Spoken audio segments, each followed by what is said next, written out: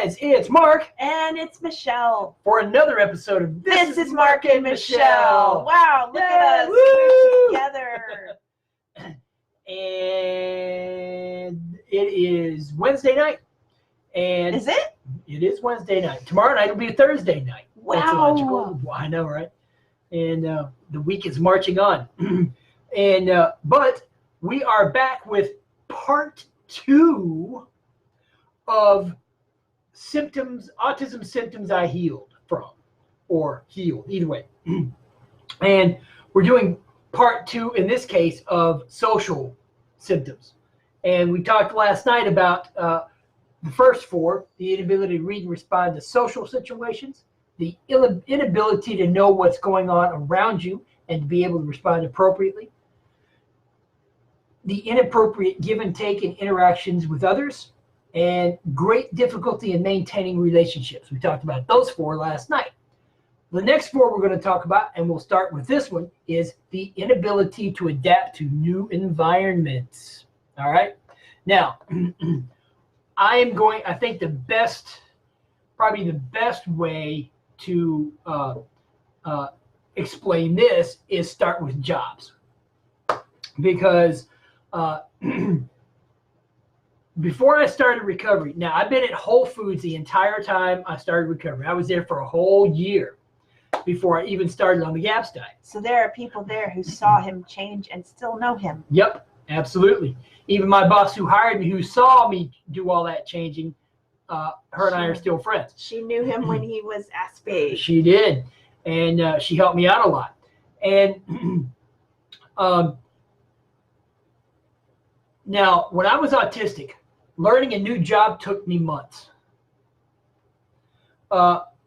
Even cooking was difficult for me. Even after doing it for years, it would still take me a few months to get the job down really the way that my bosses needed it to be performed. And the current job that I'm in, I started in May of 2018. So I've been doing it a year and a half now. And what that job is I go around and clean like the bathrooms. I take out the trash. I'm the janitor. But I love it because it keeps things clean. Well, and he doesn't really have anybody watching him. I don't, because I'm very self-motivated. And oddly enough, I've always been self-motivated at work. Now, outside of work, you probably couldn't distinguish me from a knot on a log. But, up until in the past few years. But now, even the current job that I'm in, it still took me a few months to master it. Now, that's a little different because now I have the job down so well that I can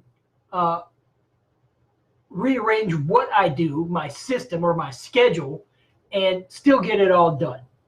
But when I was autistic, I couldn't change the system that I had set up. Otherwise, everything would just fall apart. And,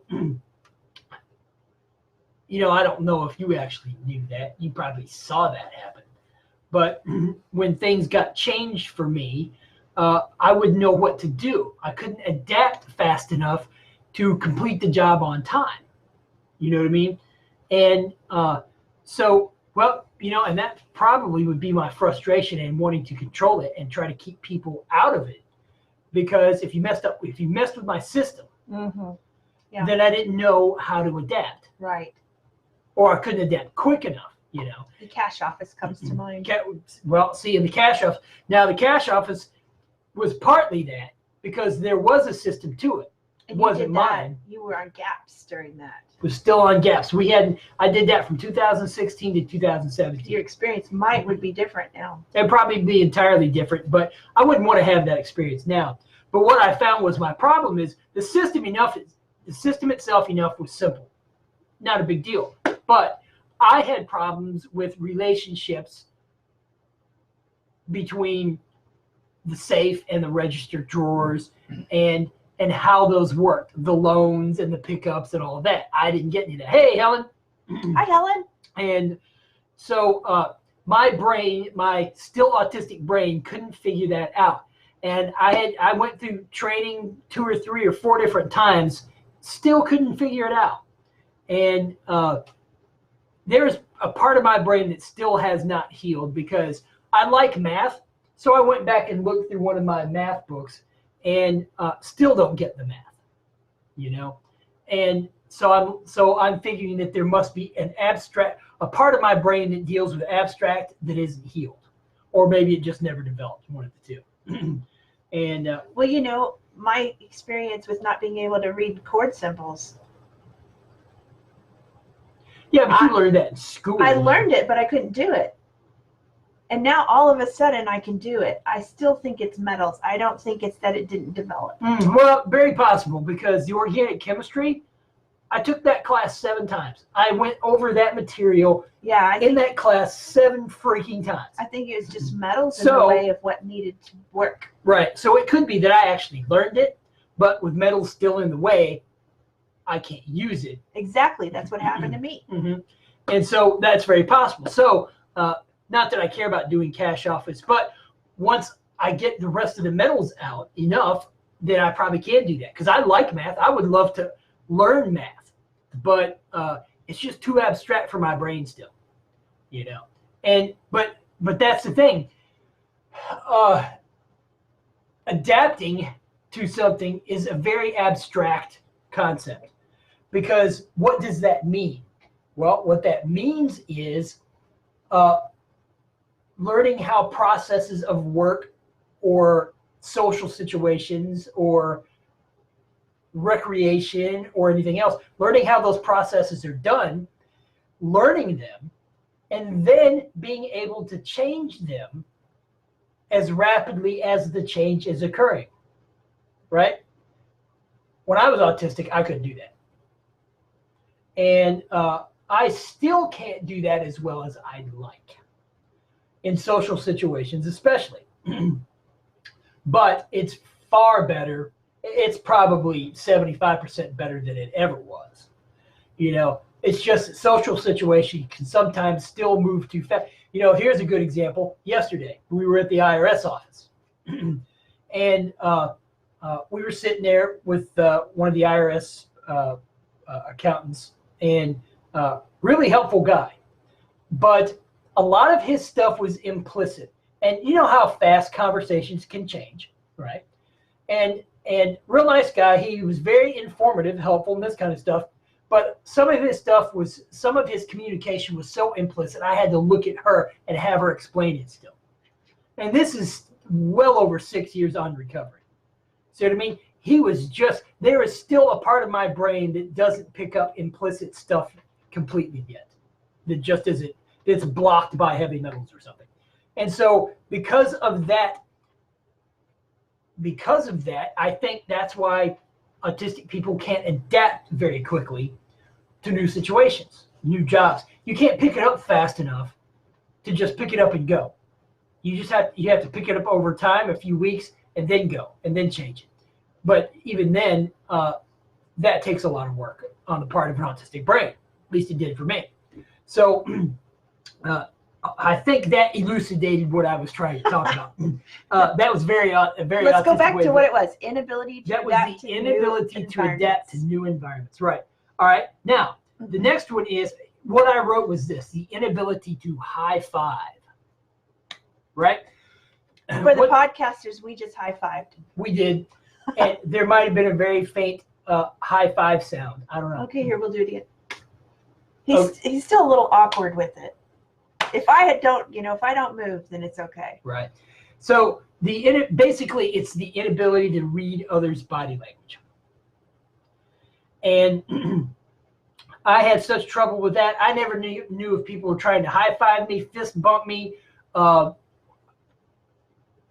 I couldn't read it fast enough. Like if a person was walking by, I couldn't pick it up fast enough. My brain couldn't pick it up fast enough to know how to respond.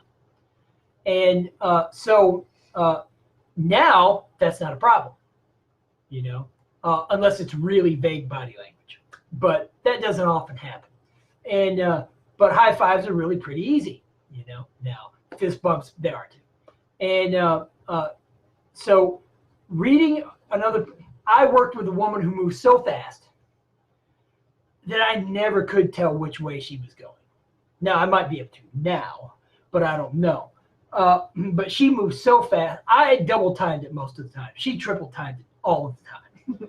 So, finally I got to, she figured out that if she pointed which way she was going, I would know. And so then we could go around each other, But it was difficult trying to figure her out because she just moved so fast, But I could probably pick it up now. That'd be interesting to work with her and see. But anyway, that is another symptom that I've recovered. Well, I won't say I've completely recovered from it yet, only because I don't know. Well, I'll take that back because now I can do the high fives and the fist bumps, and I have no problem with that. So maybe body language is a little more vague. I might have trouble with. I don't know. I don't know. Well, I can dance now. Oh, that's right. We told you guys that. Yeah, we did because I could see subtleties in her movement that I couldn't see before. So yeah, maybe I have recovered in that area enough, or at least much more than I have. So, but he still thought it was cheesy. I did. Aww. Well, not because you did it. No, I know. It's because it's embarrassing to me. Yeah. Because I've never been comfortable with that. People always made fun of me because I was clumsy and that kind of stuff. And I get it. I was clumsy. But when you get made fun of that so much, you definitely don't want to be exhibitionist, with your body, because you just have lots of embarrassment attached to it. You know what I mean? Oh, well, that would be some circuitry to pull. Well, yes, I knew you were going there. And here I'm realizing, she's like, circuitry, Anyway, all right. The third symptom we're talking about tonight in part 2 is not getting jokes. We did talk about that some last night. We did talk about that some last night. But not the social aspect of it. We didn't. Or maybe it was the other night. Communication is when we did it. Yeah, maybe. But see, for NTs and you NTs out there, this is just, you take this for granted. This is a no-brainer for you. But when you're autistic, most of the time, for me, when I was autistic, communicating with NTs, I always felt like something was being left out. And I didn't get what was going on because I couldn't pick up on the one thing that seemed to be left out. That was the implicit stuff. And jokes, most jokes are implicit. And you have to be able to pick up the punchline implicitly because that's where the humor is. Mm-hmm. It's when okay. There was a joke. There was a baby raccoon sitting in this cart, and someone it said, I'm selling this puppy for $500. I need it for something. The implicit part is that the raccoon is not a puppy, and that's funny. But someone I know said that's not a puppy. And that's where you miss that implicit part right there. Mm-hmm. That the joke is actually that it's a raccoon and the person is trying to sell it as a puppy. So I thought that was a good example. That is a good example because the whole point is if you have to sit there and go, but that's not a puppy, you missed it. Yeah. Because the whole point is, yeah, it's not a puppy, it's a raccoon. But what's funny is the fact that the person who's selling it as a puppy doesn't know it. Right. That's what's funny. But you can't explain that because as soon as you do, it's not funny. It's not funny. The fact that it's implicit makes it funny. It does. Right. That is how most humor is for NTs. Now, there are different kinds of humor. I'm not going into that, okay? I'm talking specifically about implicit jokes, right? That's why I missed them all the time. And I would be literal, but that's not. Well, I can't tell that one online. This was from 35 years ago when Brian and I were still going to school back in the 80s. And I remember this girl, she was my next door neighbor, telling this joke. I said, but there's no way a human stomach can, And she goes, it's a joke. Right. I'm like, because I had a factual brain. Yeah. Missed the implicit. It's the fact that it was an exaggeration is what made it a joke. Right. And so that is something now that, for the most part, I've recovered from. There's still some jokes that are beyond me, but I pick up on most of them now. Well, you're getting most of the TV show stuff now too. True. We watch a show and he'll say, "Is this what's happening here?" And he's getting it most of the time. Mm-hmm, mm-hmm. Well, like when we watched When Harry Met Sally, But you figured out Lionel, and I think that was the. Oh, mm-hmm, yeah. You. One of our favorite British TV shows. There's a guy who is curmudgeonly, a lot like me actually, and I should say I'm a lot like him. But he's insecure, but he's also confident. Look, just like any human being, you know. And he's a complex character, as you would expect. But I finally have been able to figure him out, and we've been watching this show for 15 Mark years or more. Keep asking me questions about why did he do that? And you said you finally figured it out. Yeah, I finally figured that out a few nights ago when we were watching it. You know, so I am definitely coming on more. Yeah. You know, but still some things are just out of my grasp. But I'm going to get there. Yeah. So, all right, let's move on to the last one. Which we talked about some too. We've talked about being easily bullied. And I'll tell you, the reason that people with autism are easily bullied is because they don't know how to fit into a social group. Now, I hear autistic adults in the neurodivergent, we don't have to fit in. Fitting in is conformity. Well, that's true, but the only time that you're going to be safe is when you're hiding away from the groups you're trying to not fit into, right? Because like it or not, and I hear all this anti-bullying stuff, bullying is never going to stop.